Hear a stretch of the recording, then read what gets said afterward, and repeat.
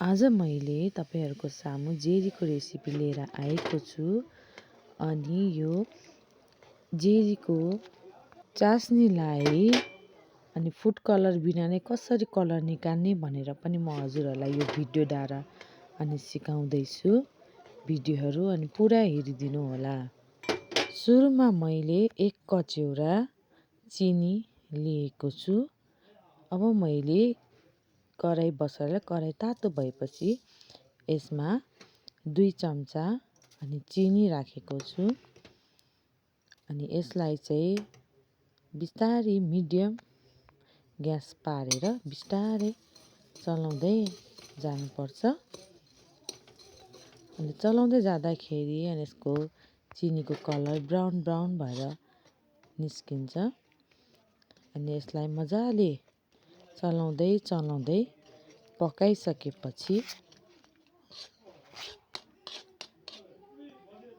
अनि म यसमा 1 कचौरा चिनी हालिदिने छु र त्यो सँगसँगै म यसमा 1 कचौरा जुन कचौराको नापमा चिनी राखेको थिएँ अनि त्यही कचौराको नापमा पानी राख्दैछु। अनि यसलाई चाहिँ एकछिन पकाउने छु म। अनि यो चाहिँ डल्लोहरु पर्छ अनि तल टाँसिनेहरु हुन्छ तर पनि तपाईहरुले मिडियम ग्यास पार्दै यसलाई चलाउँदै अनि पकाउनु पर्ने हुन्छ। डल्लो चिनीहरु निस्किएको छ तर पनि मिडियम फ्लेममा बिस्तारै चलाउँदै हामीले पकायौं भने यो चिनीहरु सबै पानीमा पग्लिन्छ र यसमा मैले सुकमेल पनि हालेको छु स्वादको लागि।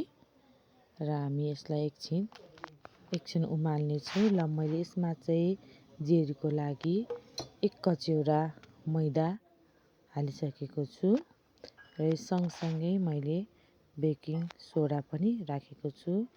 अनि हाम्रो यहाँ चास्नी चाहिँ अनि पाक्दै छ अनि हामी यसलाई बिस्तारै चलाउँदै पकाउँदै जानेछु। र मैले यसमा मैदा सोडा हालेर एकछिन चलाएँ र यसमा थोरै पानी हाल्दै अनि यसलाई ब्याटर राम्रो ठिक्कको ब्याटर अनि बनाउनु पर्ने छ। अनि मैले चाहिँ यो फर्स्ट चोटी बनाएको हो, ट्राई गरेको हो तपाईहरुको माझमा। अनि कस्तो हुनेछ अनि भिडियो हेर्दै गर्नु होला।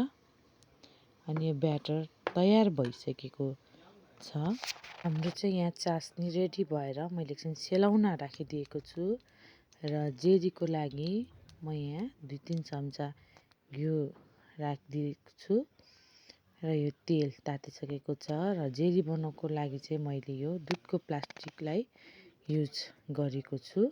मैले चाहिँ बिस्तारै घुमाउँदै यहाँ जेरी बनाउँदै छु र अलिअलि गरेर चास्नीमा राखेको छु। चास्नी कलरले गर्दाखेरि जेरी पनि राम्रो कलरहरु निस्केको छ।